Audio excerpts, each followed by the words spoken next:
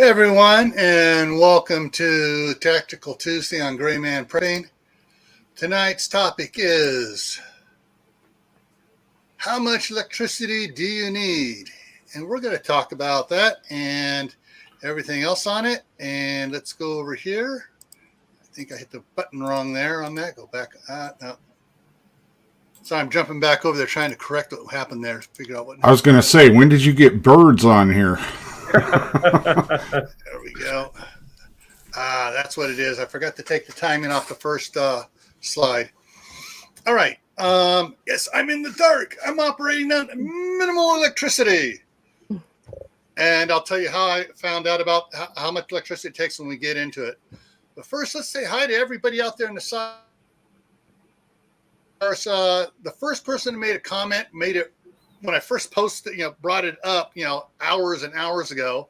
And he said he needed 1.21 gigawatts of power. That was Ray.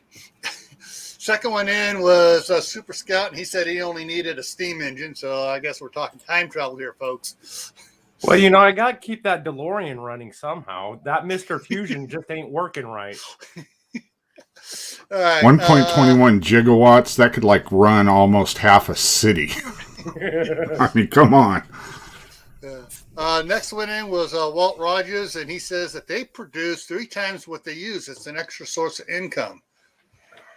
All right, then the evil twin came in, then Jay, and everyone's chit-chatting there. Then Q, Kitchen, and Beyond came in. Uncle Al's here, and chit-chat back and forth, talking about stuff. Hold on, wait a minute. In the chit-chat back and forth beforehand, Q says, I made homemade sweet chipotle barbecue sauce and put shredded beef in it. We had it on some hamburger buns with shredded jack cheese. Oh, okay. Hold it. Everybody, we're heading over to Q's house right now.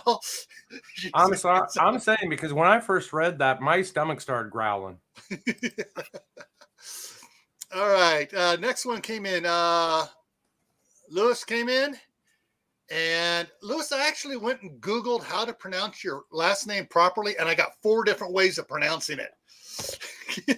So I'm not even going to try. I'm just going to stick with Lewis.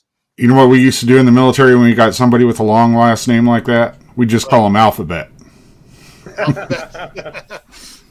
All right, CR is in the house. And Bruce is talking to everybody out there, too. King Poopa's got his eyeballs up there lurking. Hey, babe. And let's see. I guess he's busy. Says he'll be lurking in the chat when he can.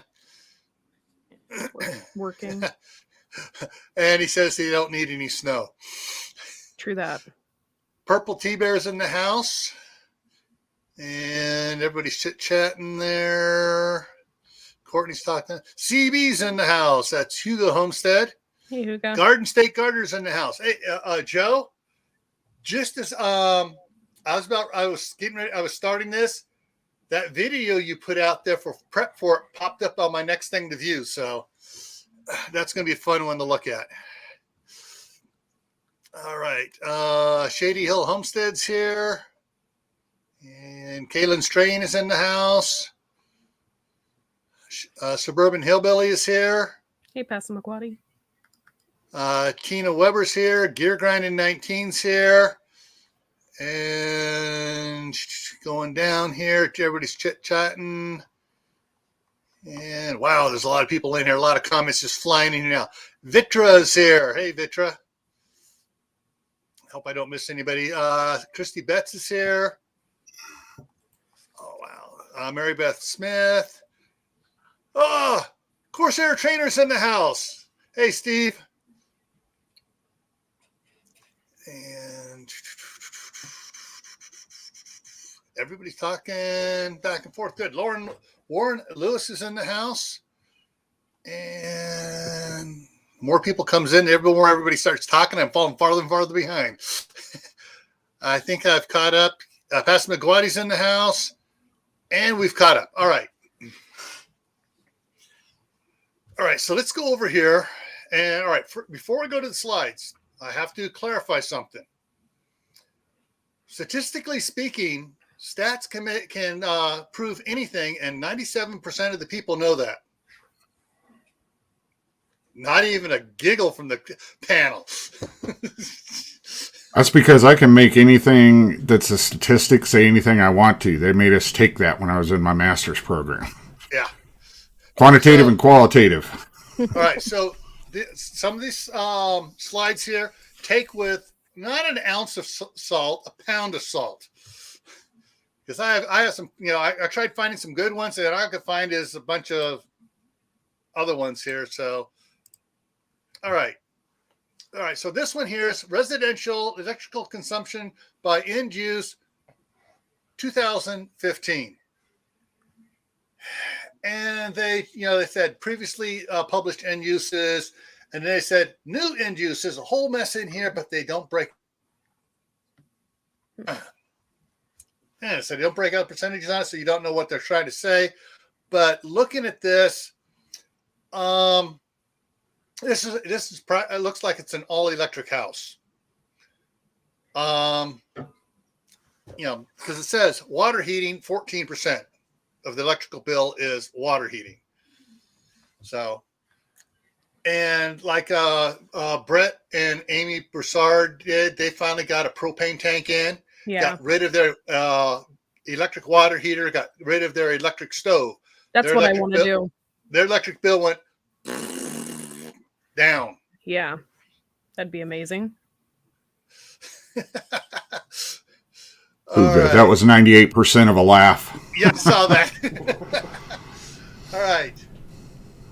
Average kilowatt hours per month. Average per month. So 12 months out of the year, you're making it all equal. The lowest state is Hawaii with about 525 kilowatts per hour, all the way up to Louisiana, where Brett and Amy are at down there, and they're at nearly 1,300 kilowatts per hour, monthly use. I take exception with this chart. I know Bruce does, because Tennessee is second at just a hair under that, still over 1,200 kilowatt hours a month. And we don't do that. Yeah, I know. Tell them what you did when you moved. What you did when you moved in there, and what your bills are running about. First thing I did is I went to bulbs.com and I bought all LED lights everywhere. So that was the very first thing I did. It's like, duh. Instead of, 5 60-watt bulbs in the living room, we have 5 60-watt bulbs, but they only draw 7 watts apiece because they're LED. Yeah, so that's they're going from incandescent to LED. That's 60. That's almost that's like an 85% reduction right there. Yep. And so, what was your bill during the summer running your AC? The worst one we had, and it was when there was very high humidity. We had just moved in, so we were moving boxes and everything around still, so we were sweating our butts off. I think it got up to 1,100 kilowatts we used that time, but that was in July with the humidity, with the heat, and the air conditioner going to kick it down to like 60 in the house because we were dying. Yeah. Okay. All right. Jay says his electric bill is about $100 a month, and 120. The highest was 120 the last 5 years. Jay, what state are you in? Because that has a lot to do with it here coming up here. Okay, New Hampshire came in 9th. See, that was about average. Actually, that 9th would be in the lowest. Yeah. What Jay said was about average for me here in Arizona too. That's why I have a problem with this chart. Yeah. I there's 3 states I know part of it is going to be how much you're paying per kilowatt is going to vary from state to state, and some states are absolutely ridiculous. Well, not only that, but as brought up earlier backstage, by different programs that the utility company offers. Mm-hmm. Here in Arizona, they have what's called an Empower box, where you basically prepay for your electricity. You go to the grocery store, you insert your card into the machine, feed it some money, take the card out, take it back home, slip it in the box, and you prepaid for electricity, and you get usually you get a good discount off the electricity that way too. Okay. Okay. Tina says we ran our corn drying bin for a month, all electric. Our bill was $1,100, which was 10 kilowatts per hour for December. Good Lord. 10,000 kilowatts, Gil, not 10. 10,000. I said 10. I thought I said 10,000 kilowatts. Okay, You sorry, said 10,000. 1,000, or you said 10 kilowatts. That's why I was like 10,000, man. Yeah, 10,000. I would All right. probably die with that kind of bill. Yeah. Man. Okay. That's insane. So as you can see already coming in from everybody, and so Jay's over in Missouri, so that's that's not California. California is bullshit on this list, Steve. Yeah. It's third with only almost 600 kilowatt hours. They're full of it. They're full of it because everyone I know there runs a lot more than that. Of course, California doesn't, just about 99% of the homes in California do not have electric hot water heaters. A lot of them don't have electric ranges. They got gas ranges if they can. So gas water heaters, gas ranges, gas dryers, because it's so much cheaper than electricity to do that route. Well, you also got to take into consideration those rolling brownouts. I mean, oh yeah, that's right. Power if is you have out a for weeks at a brownout, time, you're not using So that's why. So though they just, we're going to turn you off for a couple of days, and next week we're going to turn you off for a couple more days. So hey, you're only on for 4 days a week. So that's And they're still going to charge you like $550 a month. Right? Oh, you're not because you have the privilege of electricity. No, you have the privilege of them turning off your electricity. Yeah. Yeah, to save you money. All right, so let's go to the next one here. And so another one of these. This was from the Lawrence Berkeley, or Berkeley as I like to call it, National Laboratory from 2013, and they gave a percentage. And looking at this here, water heating 13%. This is an all electric house. That much for heating is an all electric house. And so let me pop over here. Now, one way you can find out how much you're doing is get what's called a kilowatt. I got one right here. It works great. Right now, I can tell you with my, just where I'm at right now, running just the computers and the monitors in here, I'm drawing about 175 watts, maybe 185 watts, to run the 2 computers and the 3 monitors. And I found that out by plugging this in when I was first setting the system up and running it. Okay, so if you want to find out how much you're drawing at each piece of equipment is doing it, you can plug it into the wall here, like the picture on the right here. You plug it in and you plug in like your refrigerator or whatever, and you can do a timing thing on it so you can see how much it's using. It uses all day, how much it uses all week, and you can run, wattage, amps, all that sort of fun stuff.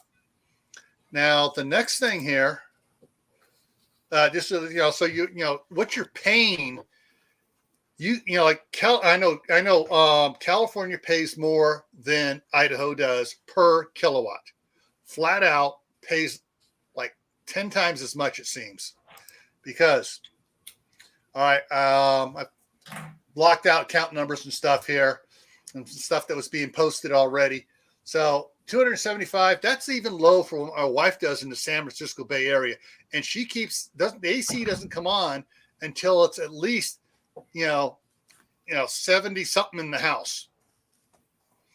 And the heat doesn't come on until it gets down to 60 degrees in the house. And the heat is gas in the California house. The dryer is gas. The water heater is gas. So, and the electric bill is almost $300 a month in there. But here's the one that's scary. Next one here. 446, and this is up in Red Bluff.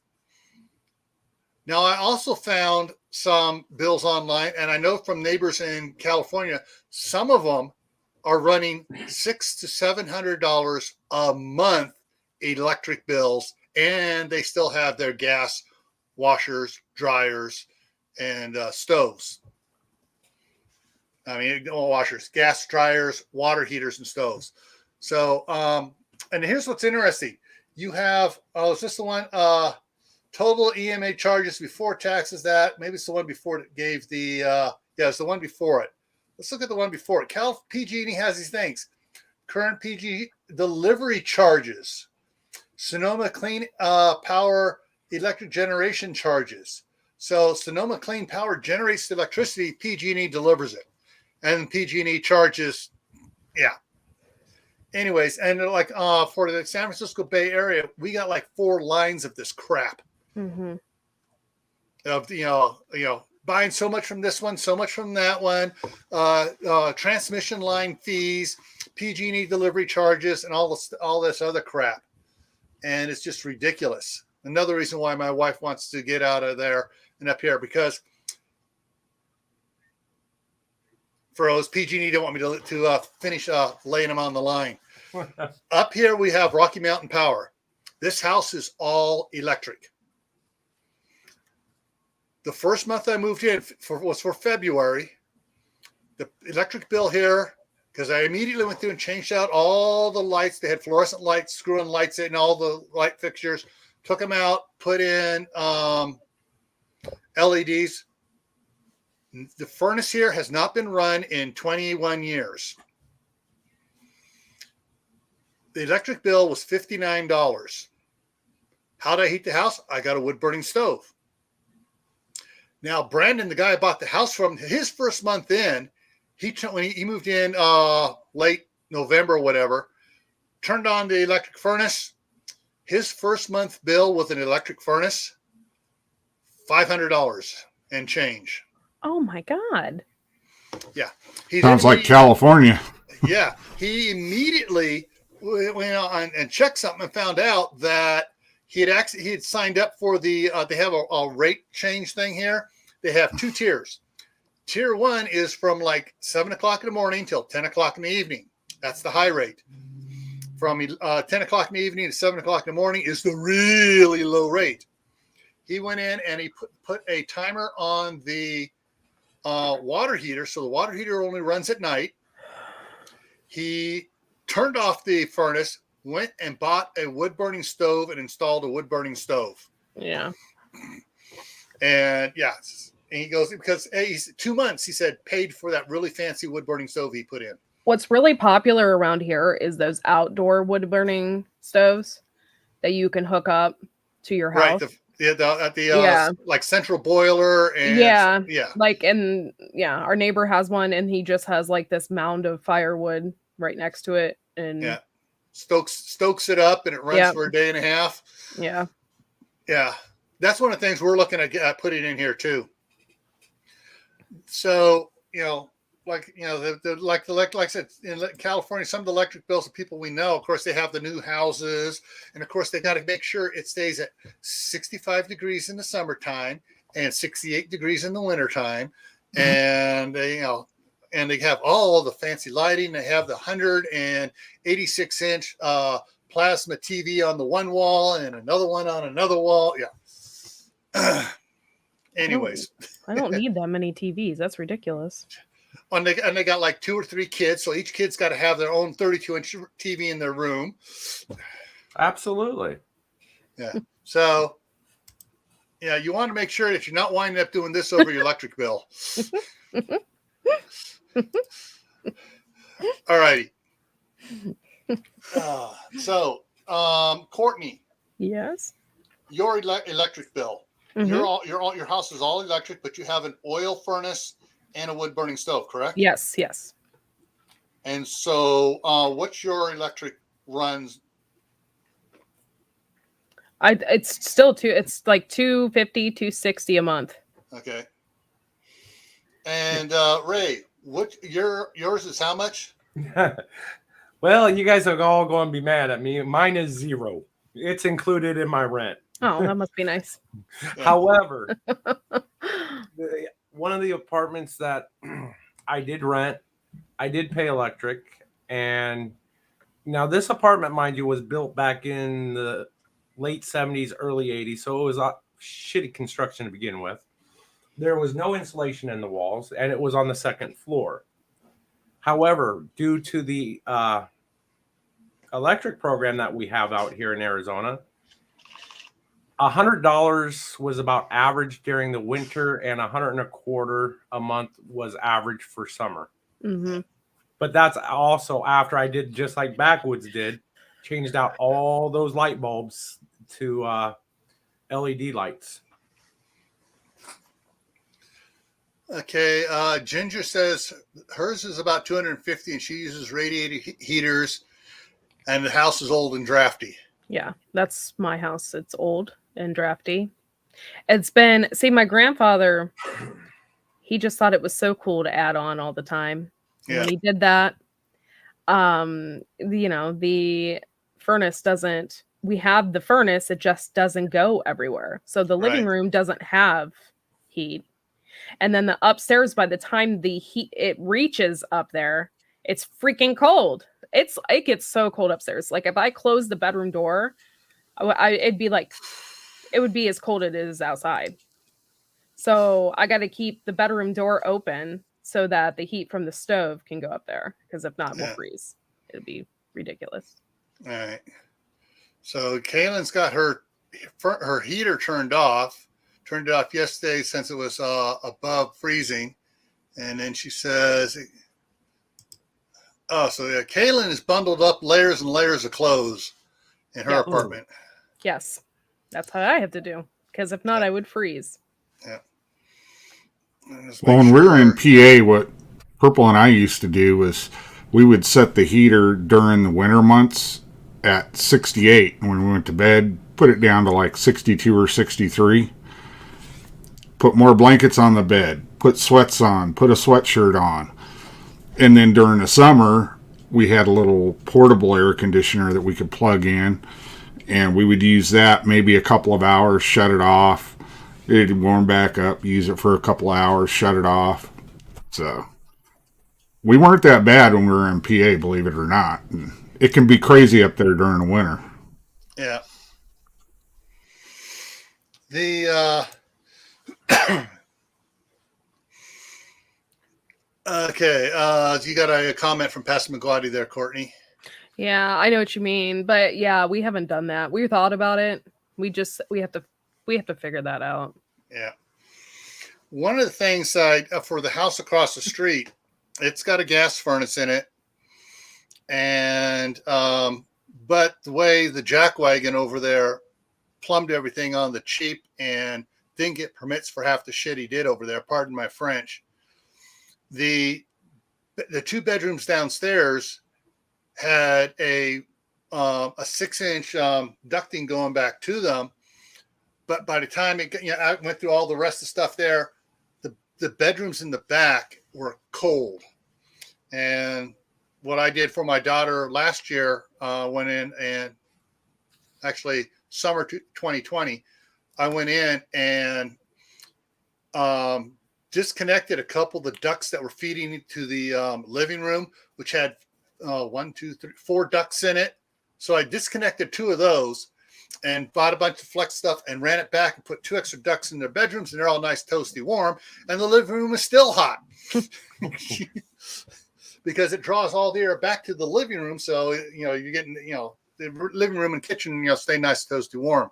Thanks, Jay. But they, after the problem was over there. I don't know if anybody saw the little video I put out about the furnace guys over there replacing everything when they're getting snowed on. The capacitor for the fan motor went out on it, and we called the guys come in. They tested everything. Oh, okay, this thing's burnt out and stuff. You put another one on, put the tester on it. It was, holy crap, this motor's about ready to die. It's oversized for the system you have. It's trying to push more air, so it's meeting a lot of resistance. Yeah. And so, and plus, because it's been acting up so long, the heat exchange unit where the burners are cracked. And that's a big red flag to, hey, you got to get that changed. There's a possibility of carbon monoxide poisoning and stuff. So he got it running, gave them 4 carbon monoxide detectors to put throughout the house. And we set up because this was on a Sunday. Mm-hmm. He came out on a Sunday to do this. On Monday, the salesman came out with all the different things. So he goes, these are your choices, this and that, make your decision. And it's like, and he goes, and I go, anything else? Well, if you go with this one here, there's a $300 rebate from Rocky Mountain Power. Oh, okay. And yeah, it was a little bit more. So my daughter decided she would pay half of it if we went for the higher one because it was going to lower the electric bill as well and use less gas. It was like, as I said, it was a 95% efficient, combustion one. So she went with that. And so they've been, I haven't checked to see what the bill has been, but it heats a lot. It heats, a lot easier and quicker. And because it's such a high efficiency, they have to put PVC for the exhaust pipe instead of metal. Mm-hmm. It's that cool going out. So, but yeah, they how your house is duct insulated. At least that house over there, when they put the new siding on it, the company insisted on putting a house wrap of insulation on there, the fiberboard stuff that's about like 3/4 inch thick before they put the insulation over it. So it sealed up the house pretty good. Yeah, that's the problem too with this house is the original part of the house was built in like 1940. So that has old electrical in it for real. Mm-hmm. And it also doesn't have any insulation. Well, it probably did at one point in time, maybe. But when we were cutting out this door, because this door in the back was basically a door from like 1920. So we pulled that door out. And when my husband was looking at the sides, there was like old t-shirts stuffed in there for insulation. So I don't really know what we got going on in this house. Yeah. I know when we moved up to Northern California from Southern California, the house my parents had bought up there was actually a conglomeration of one state. When Port Chicago up there during World War II had the big explosion out there and took out the port and half the base out there, naval base, there was all this naval port housing built out there. Well, when they closed that down as a naval port in 46, people were buying these little houses, like they're like 3-room houses. And they moved 2 of them up there, and then they built a connecting room between them and stuff. But my dad would, was after the first winter there, that summer, my dad went and rented one of those insulation blowing machines, and he did the blow-in insulation in all the walls, the attic, everywhere. Just blew a ton of insulation in it, which made it a lot better. Old electric with t-shirts stuffed around it. Bruce is wincing. Have you heard that? Yeah. No, we have not found any bodies. Thank you. Not yet, anyways. No, not Port Arthur, Al. Port Chicago. Yeah, Port Chicago was where the big explosion was out there off the Carquinez Strait between Martinez and Concord and Pittsburgh. So I have space heaters. Okay. And my pipes are well insulated because of the lack of heat here. Okay. So one of the things to consider is what if the power goes out? I know Courtney has a wood burning stove. Ray, if power goes out, you're kind of screwed, aren't you? No. Well, first of all, I've got a fireplace out in the living room. Oh, all right. You got a good apartment. I also have a wood burning stove kit so that I can vent directly out a window. So I have the two backups. That's nice. But do you have wood to burn? Neighbor's house. Now,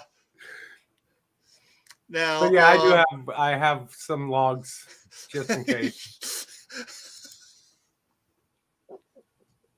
Don't get me wrong. I ain't. No, look, I'm laughing at Bruce's comment. I just put it up there. Sorry, Bruce. That's just the way I bought this house. I can't help it. I didn't care at the moment because it was my grandfather built this house, and so it meant something to me. So, Yeah. I didn't care. Yeah. And I know here if the power goes out, now the wood burning stove has a blower on it to blow has a I'm not sure what it's called. Basically, it's like a second skin, and so for a heat chamber, and it blows that out across the room. So if the power goes out here, I need to power that. Not a big deal. I have a 400 watt Goal Zero power station there, and I got it has the 15 watt solar panel that I can stick out in the window. Since the sun's down so low, it's almost a straight shot in there in the wintertime. But I also have a couple of 100 watters I can hook up to it, and I can keep that thing charged all day.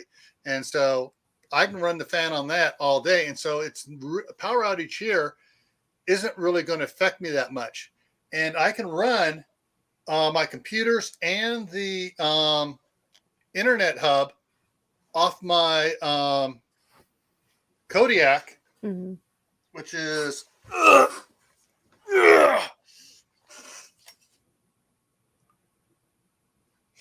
right here. And this is a 1500 watt power station. So yeah, I have run my computers and everything on it for like 6 hours, and it dropped it down maybe to 3/4 fully charged. Mm-hmm. So, and like I said, and I got several more 100 watt power solar panels I can hook up for that. So here I can keep going. The only thing I got to worry about though is I got to fire up the generator and run an extension cord in, fire it up once every 6 hours for half an hour to charge up the to run the refrigerator and freezer. And if I'm doing the generator, I can just run the charging extension cords over to the two power stations and give those an extra kick in the butt charge for half an hour as well. And that's we just had the power go out here. What was it? A week and a half, 2 weeks ago. That's why we weren't on for all the shows and everything. Yeah, I could have gotten the computer going and all this stuff, but it wouldn't have powered the core router that's down at the internet company, so it wouldn't have done me any good. Yeah. But we didn't even have to break out the heater, none of that stuff. We sat there with our little battery-operated lanterns for about a half an hour and said, to hell with this, went to bed. Yeah. Didn't even have any problems with the heat, nothing. And that's in winter. We were laughing. We're like, yeah, no problem. If that would have happened up in Pennsylvania, we'd have been frozen to death. And part of it has to do with the fact probably that house is better insulated than the one you had up there in that apartment you were in up there in Pennsylvania. Well, this one is about 150 years newer. One we were in used to be the old schoolhouse up there in the town, and they divided it up into 4 apartments, and it was like 190, 200 years old, something like that. It was crazy. Yeah. Hey, the Kraken's in the house. All right. Yeah. So what if you're concerned about getting the power stations or getting a generator, whatever you want to do? Couple of key things to remember. And first of all, I'm tired of being in the dark here. I'm just going to go ahead and reach over here and turn on the other light, and there we go. Whoop, I just kicked on a 75 watt LED light. That's about 8 watts. So one of the things to do is, get one of these kilowatts so you can figure out how much power you're drawing for your essentials. On the power stations, it could be rated for 600 watts. You don't want to pull 600 watts. You don't want to pull more than 400 watts. Anything more than that it's going to cause a higher drain on the battery, which actually damages the battery and shortens its life. Mm. So you want to you want to have a whatever your wattage is, you want it to be 2/3 of the capacity of your power station. Now, when it comes to generators are a different animal. There's different types and stuff, but so as a rule of thumb, because in construction we used a lot of generators, and we figured out that if we used half of the capacity of the generator, no more than half, we had absolutely zero problems with all the generators we had. And if they needed to put a second generator out there, the boss would rather put a second generator out there than have them overpower a generator and kill it. Yeah. Yeah. And so, and if you're using a generator for your house, what do you need to have it running for? Well, your refrigerator and freezer, an upright, so long as you're not going into it all the time, you need to hit the power to it for about a half an hour every 6 hours. A chest freezer, you can probably go 8 to 10, 12 hours, hitting it for half an hour, and everything, if it's full, everything will stay frozen inside. So if you're running it for your generator for half an hour every 6 hours, just to keep your refrigerator and freezer and everything cold, that's all you need to run it for. Now, the other thing to consider is that with your generators, after 50 hours of runtime, you need to do, when they're new, 50 hours of break-in time, you need to do an oil change on it. That sucks. And after that, every 250 hours of runtime, you need to do a oil change on it and everything else. That includes, air filter and everything else too. Now, if you have if you're engineering, whatever, inclined, on some of them, if you can figure out the oil level to the outside of it, we took a piece of 12-inch, 2-inch pipe, put a 90 on the one end and a plug in there, screw in the plug. On the other end, we had put a bell reducer down to 1/4 inch, and we ran it over into the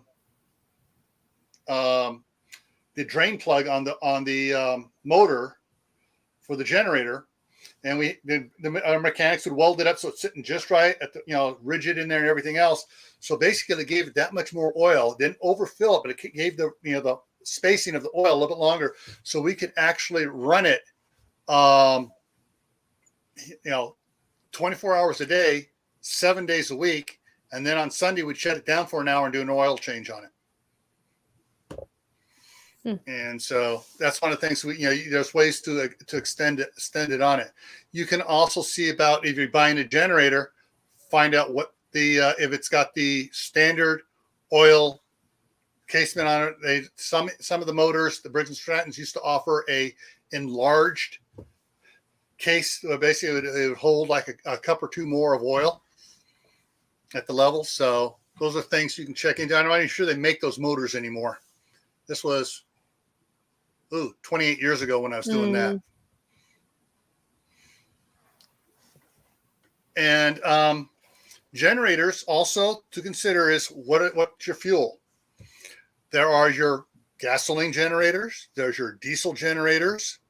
There's your natural gas only generators, your propane gas only generators, and then your dual fuel, which is usually gasoline and propane, or gasoline and natural gas. And then your tri-fuel is gasoline, propane, natural gas, and it has switches on it, a lever, so you can put it on whatever you're running on. And there is a drop off in power availability. So gasoline produces the most watts. Propane produces the next. Natural gas produces the lowest amount of power on it because it's Bruce, what was that word you used last month or something, talking about the energy density? The density, fuel density and stuff, and the amount of energy it's allowed to push against the cylinder head. I thought the diesels were the highest. Diesels are the easiest to find stand-ins for. So if you run out of fuel, a diesel will burn vegetable oil. It'll burn all kinds of other things than just diesel. Yeah. Whereas with a gas engine, you have to have that octane in the gas there or it ain't going to work. Right. So, yeah, and the other problems too with the diesel ones, if you're running the vegetable oil and other things in it, you got to be careful because make sure it's well filtered and that the vegetable oil is a bit more acidic and corrosive, acidic, whatever, than diesel fuel is. It'll eat up the lines. So you got to be careful on that. Yeah, I know. Unfortunately, Kaylin can't have one. Her deck is too small to give the distance from the her slider door and stuff. Now, with the almost said the bad word, the power stations. I refuse to call them something or other generators because they're not generators. They're a power station. They just have multiple ways of charging it. One of the ways you can charge it is solar. You can charge it off your car. You can charge it out of the like a laptop adapter. You plug it into the wall. Battery banks. Yeah, it's a portable power station is what it is. There are a bunch of them out there that are good. Blue Eddy is coming on hard and fast with what they're putting out, but they're still expensive. Relatively speaking, they're still expensive because they're still new. They don't have the volume going out there yet. The best one out there that I've seen and several other people have tested is the Titan, but it's expensive. But it has so much more ability to freeze. That froze again. Let's see here. So you do your research of what the different ones have, what they offer. I can tell you the one to stay away from because several channels have done it and they rate it as a piece of garbage ripoff. And that is the one that has the number, and then says sort of like a very staunch supporter of the country. If you can figure it out. If you can't figure it out, figure a patriot. Okay. Yeah, it's and it's so, this can do this, and this. Yeah, for about 5 minutes. The one guy tested it, and we got our hater here. Okay, so let me go over here real quick, and we're on this one here. So I go to content, I go to live, I bring up this, and I go customize. And 12 or 13-year-old kid. And it has to be a subscriber. Okay, and save there. Now he has to subscribe if he wants to post again, and he has to do it for a while. All right, back over here to the comments. There we go. Yeah. And if he does do that, then I'll just up the time to 30 minutes and play with him. Anyways, what was I doing before our dingle butt from well, I'm not going to say the state he's in, but it's west of me. Okay. Solar generator. No, not solar. They're not solar generators. They're power stations that are solar charged. Oh, can you put H or N word blocks on words? Yes, you can if you use Nightbot. Yeah. Well, you can also on YouTube, you can put entire words in that if the actual message, the name or the message has that word in it, it will block them from posting. Yeah, I've done that too. Yeah, it would block it. It's removed. So on the replay, it won't even show up on the replay. And what's funny is that he thinks he's having a good time and we're laughing at him. Oh, and thank you if you're in here for a minute, thank you for the view time. Right. Find the positive. And so one of the things to consider is, for when you're going to get a generator or your power station is, what is your need? Yeah, I know I can put the filter in there, but it's like, I like laughing at him coming, oh, I did something nasty, and he gets slammed and kicked out, and it's like, ooh, big whoop. Because it's just as easy for me to make him have to subscribe to the channel, put any more comments in. The question you were asking was, how much do you need to have? Yeah. The way I approach that is this, everything's gone completely sideways and I have to power myself for the rest of my life? Or is this just an issue where some power lines went down 8-10 hours later? Yeah, short-term one, I don't need anything. I've got stuff to cover. I've got batteries. I've got solar batteries. I've got everything. I've got, solar kits that I can throw out if it's during the day. Hey, Laura. And I can recharge everything. Yeah. If it's longer term, then you got to start thinking about it more smartly. You're not going to be wasting power. I would only be using the power I had to charge up the radios that I have so that I can talk and get information. That's all I would be using. Yeah. I mean, and that's kind of what we have set up here. And in California, we got a generator in each place. The generators we have are probably producing 4 times what we need to get by with. It's like a 5,000 watt generator. And so we don't, to keep the fridge and freezers going and then charge up anything else during a half-hour run every 6 hours, that's more than enough power.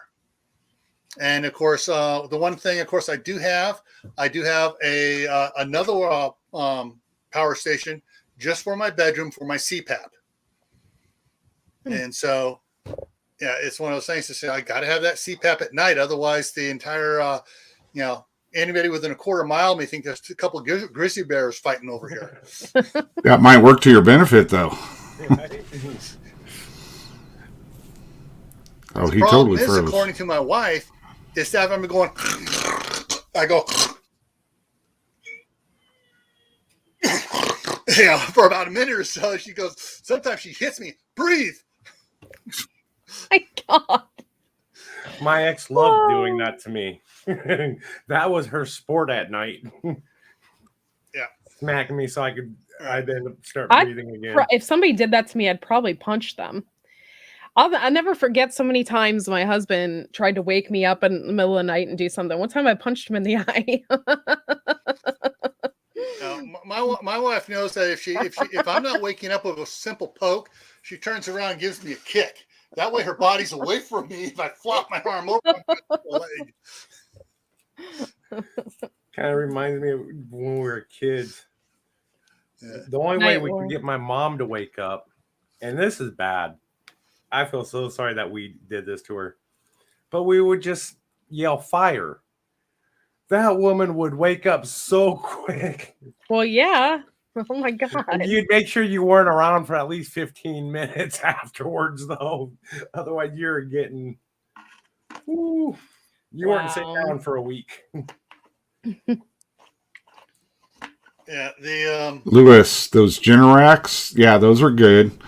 But if you're talking about the ones that they actually do for the whole home that they put on the pad for you, at some point, natural gas is going to stop being pumped to it. So, yeah, it's good for the initial time period when the power is still up and all the pumps are working for the natural gas system. But you need to have something in addition to that, because I think that's what he was talking about, was one of those whole home generators. Yeah. My mom has one that lasts for a week. If you're going to get one and it's going to be running on natural gas, spend the extra $100, $200 to get the dual fuel version, so you can run it on propane. Yeah, that way, if the power's out and the construction company is trying to restore the lines and you got buried electrical lines, and they accidentally hit the gas line and rip it out, you can have a way to power it up. Or like Bruce says, if it's an outage that's lasting several weeks, and the natural gas pumping stations don't have power, you're going to want something else to go on. Or if you're thinking of a total Milwaukee situation, gas is going to peter out. Natural gas is going to peter out a while. So you want something else you can run on. And Reed at Manifestations of Imagination. I was hoping Reed was going to be up here because this is his part now. Well, he's an electrical engineer anyways, but he's working on putting together a methane generator to be able to bottle it, to be able into the propane bottles to be able to run stuff. And I'm not sure where methane stands between natural gas. I think it's between natural gas and propane, energy wise. Interesting. And so then if you use that, then you have a way to generate that works. Regardless of what generator you get, whether it's whole house or just a little cheap thing from Harbor Freight just to get you by, make sure you use it every now and again. Run it through a cycle. I remember working at a bar, and the bar owner spent all this. Oh my God, he spent a lot of money on a generator system in case the power went out. And the power went out, the generator wasn't working, losing money hand over. And the reason it didn't work is because he installed it and forgot about it for 2 years. Gas went bad on it. I think everything went bad on that thing. You guys will like this one. I was working at a school district, and at the headquarters building where they had the IT office, we had a 78 or 85 kW generator to run all the servers for the entire school district. Costs the school district something like $400,000 or $500,000 to get this thing installed, and they put it in the basement under all the classrooms, and it had an exhaust pipe that went all the way out to nowhere and all this stuff. So a car hit a power line, took the power lines down, the entire area's power was out.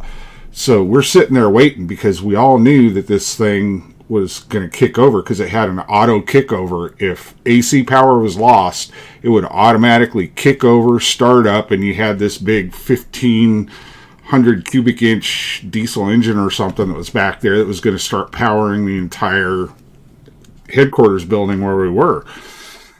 Yeah, we were sitting there. All of a sudden, all the sirens start going off in the server room because the power's going down on all the backups, because you have little backups that feed the gap from when the power goes out until it gets up to full power with the generator. You get 10 minutes out of them, and that's it.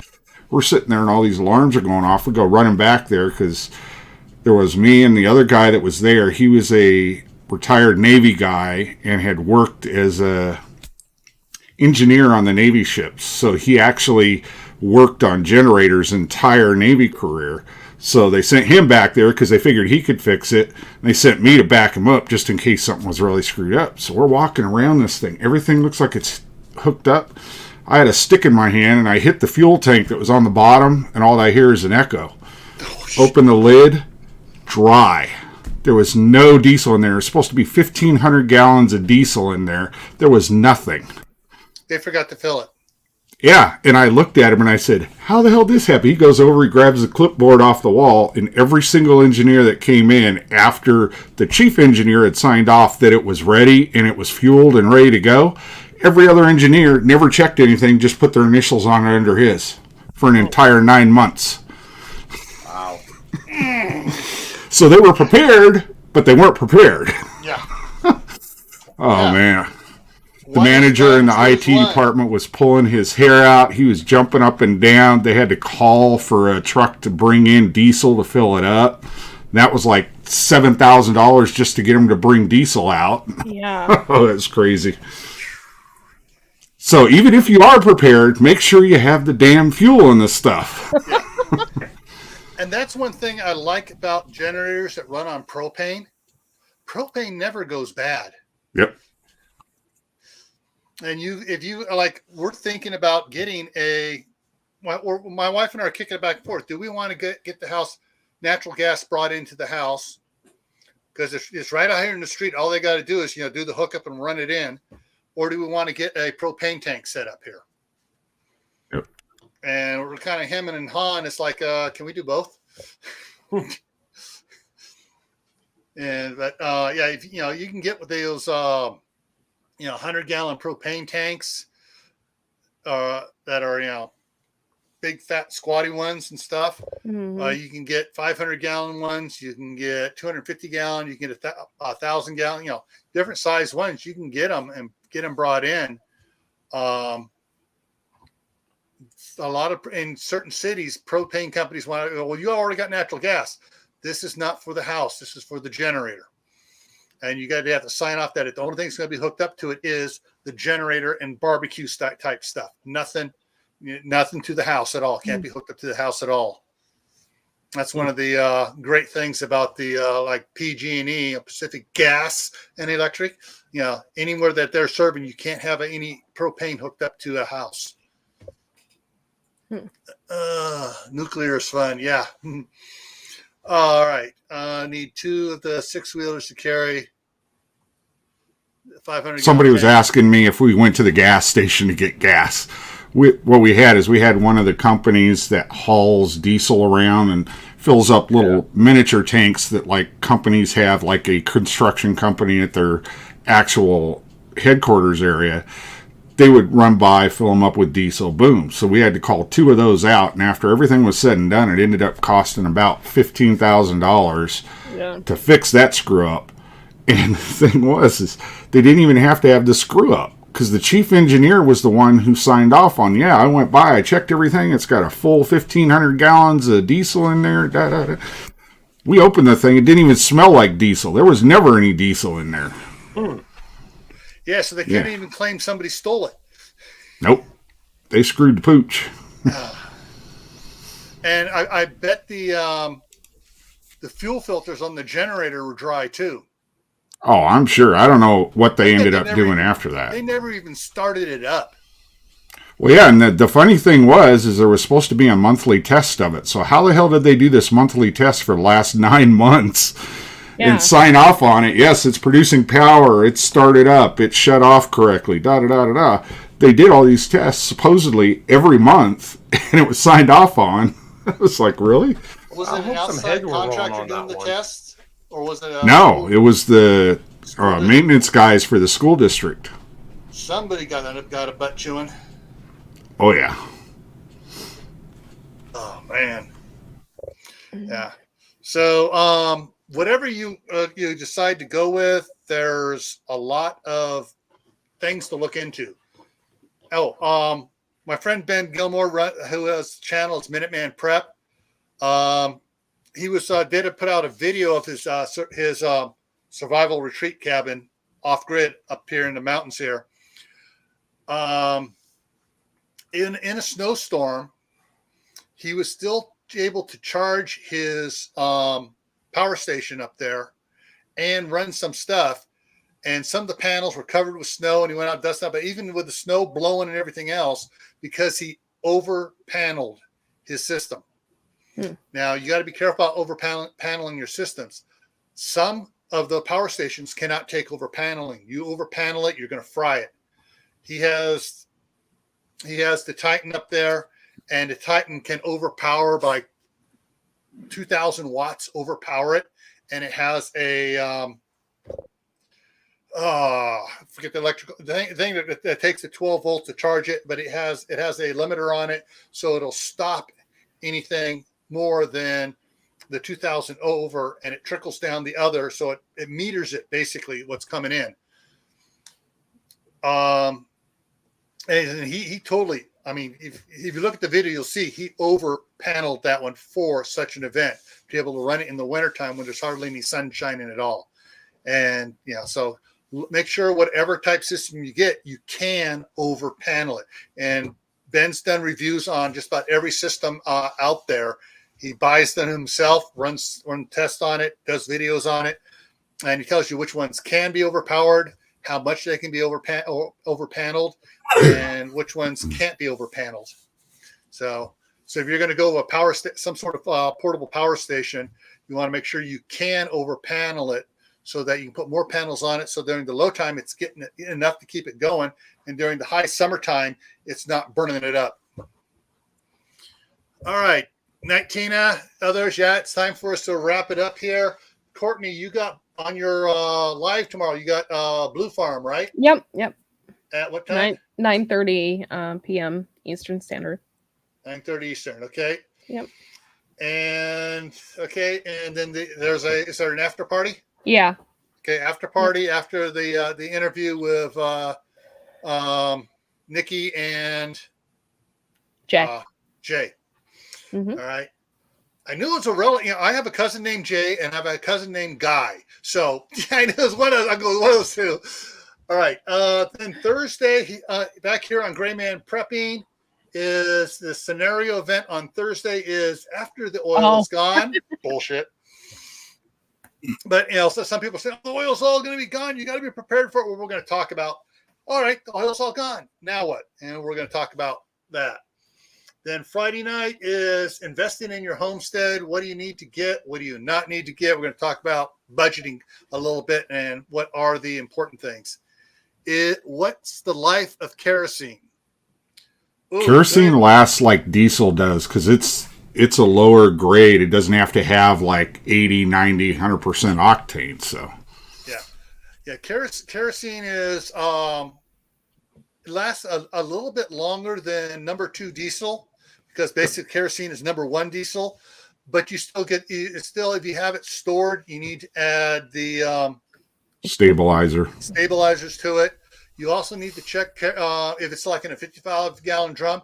You also have to be careful because that drum will sweat on the inside, especially as you're using it down. As air comes in, moisture comes in with the air, and it sweats, and you get a little layer of water in the bottom of it. So you got to be careful on pulling from that. Kraken says solar panels, if they're where'd it go? It just jumped. If they're on a clear sunny day, work best in the cold. Yes, the panels, and they found this out in over in Berkeley. They had a bunch of panels up there, and actually on foggy days, they worked best.